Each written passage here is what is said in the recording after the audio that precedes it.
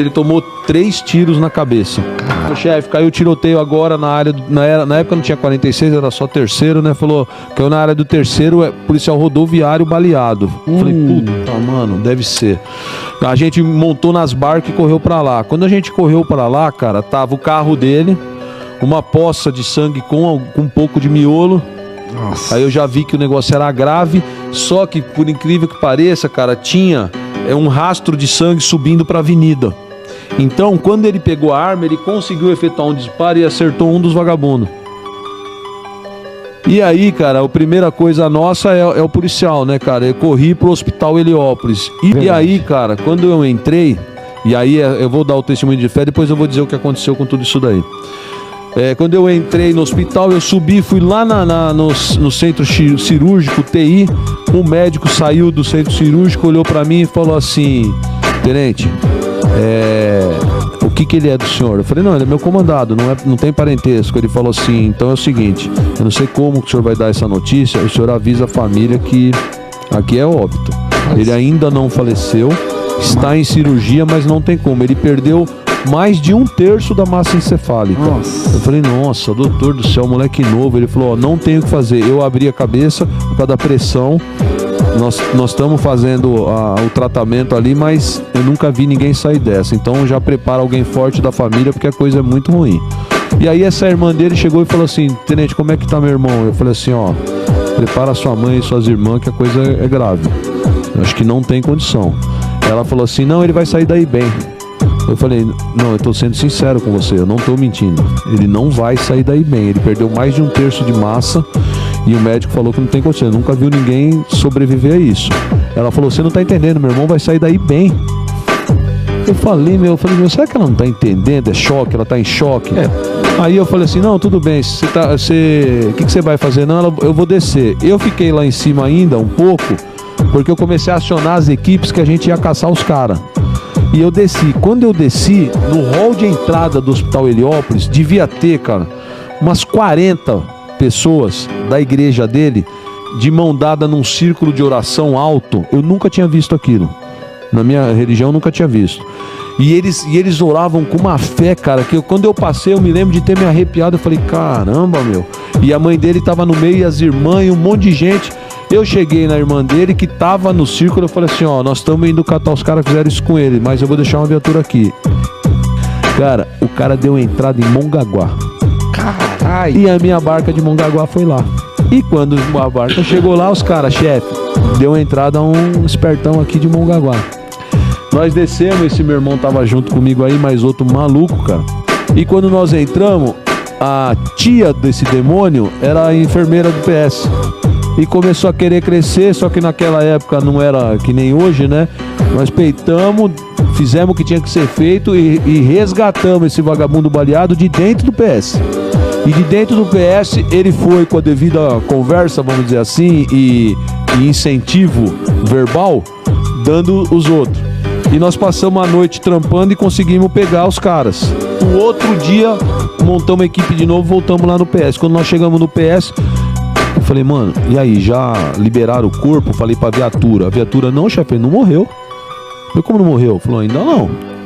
Subi lá na UTI e falei pro médico, falei, doutor, como é que tá o caso do policial assim? Ele falou assim, não, tá na UTI ainda, estado gravíssimo, mas não faleceu.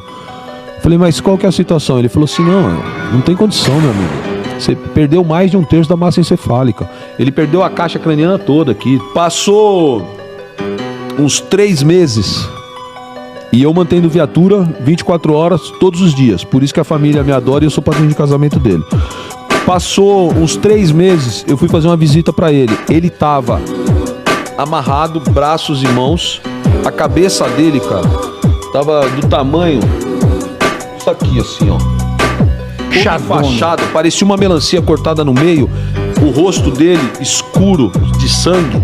Eu não conseguia decifrar que aquilo era uma cabeça. Eu entrei, me deu uma vontade de chorar, um desespero. Eu falei, mano, olha isso, cara. E ele todo amarrado na cama, eu saí. O pastor da igreja dele tava lá na porta, falou assim, ô tenente, tudo bem? O senhor veio visitar ele? Eu falei, vim. Eu falei, meu, o que é aquilo? Ele falou assim, não, ele vai ficar bem. Eu falei, meu, não vai, cara, não vai. Ele falou, vai, senhor, pode esperar que o senhor vai ver. Fui fazer uma visita, cara. E quando eu entrei, a mãe dele tava chorando muito, muito. Eu falei, o que foi, dona Maria? Ela falou assim, não, eles querem que eu assine esse documento, dá uma lida. O documento dizia que ele ia fazer uma raspagem no cérebro, porque o pouco que tinha sobrado estava infeccionado, que ia deixar ele vegetativo ou morrer. Ela falou, como é que eu autorizo uma cirurgia dessa, que ou ele fica vegetativo ou ele morre?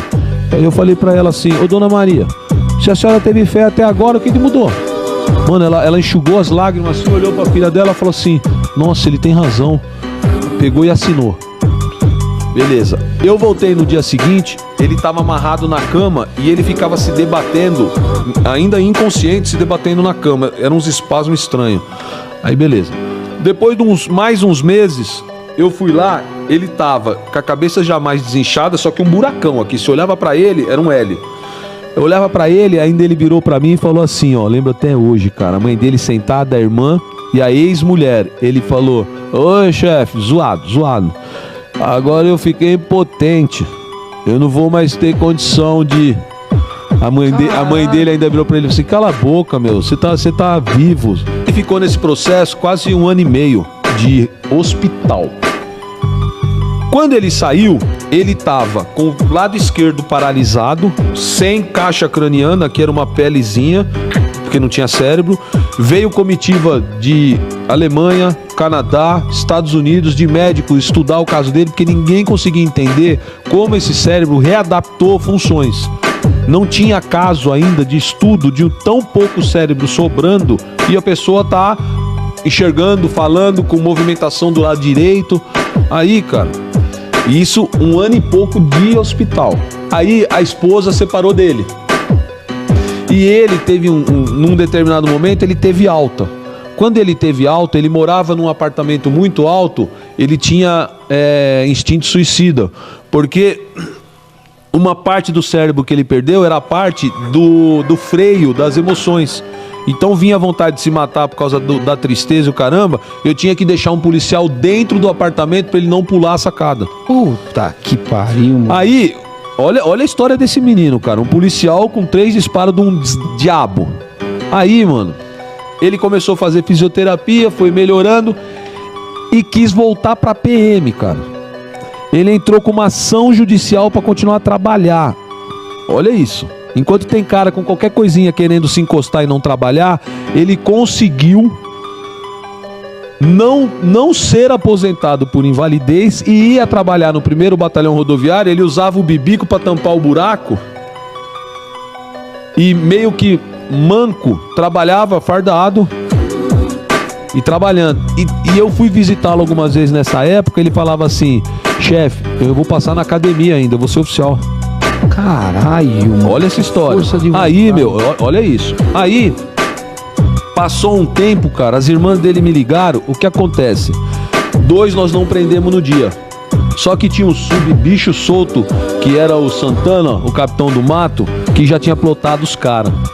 E esses caras resolveram entrar na Anchieta com cara de geral. E o Santana já tava na bota deles. Trocou, os caras foram pro saco. Só que um deles era parente de um policial civil, de um DP. E esse passou um tempo. Esse soldado com a cabeça todo zoado foi acusado de estupro de um casal. Ele, totalmente inválido,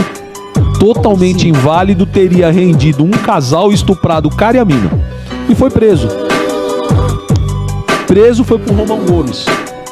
As irmãs deles me ligaram, eu já não tava mais na polícia rodoviária, me ligaram e falaram, Major, só tem o senhor. Eu fui no presídio, cara, esse menino com a cabeça torta, sem caixa craniana, todo com dificuldade, com problema de impotência, começou a chorar copiosamente e falou, chefe, eu só tenho o senhor.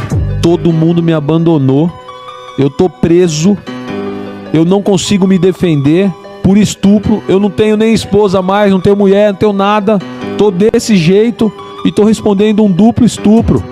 Como que eu ia segurar uma arma se minha mão não segura uma caneta? E como que eu ia estuprar um cara e uma mulher? Assim, eu tô aqui preso.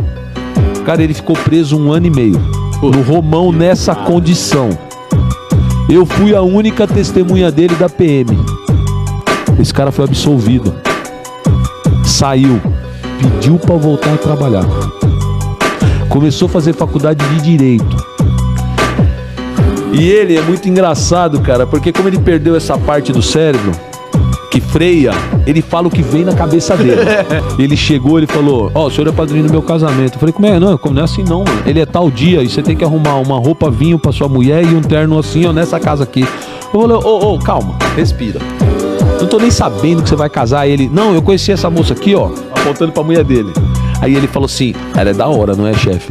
Eu falei: ô doido, é sua futura esposa, é que ele não tem o freio. Então ele falou assim: ó, dá uma olhada, eu paguei até cirurgia pra ela, melhorou, o que você tá achando? Eu falei: ô louco, ela é sua esposa. Aí ele: mas ela é bonita, né? Eu vou casar e você vai ser meu padrinho. E eu fui padrinho dele nessa mesma igreja.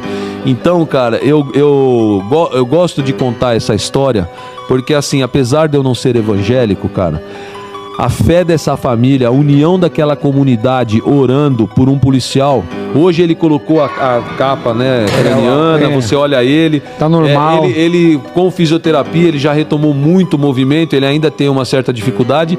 E ele, cara, ainda trabalhou um tempão na PM porque ele se recusava a se aposentar.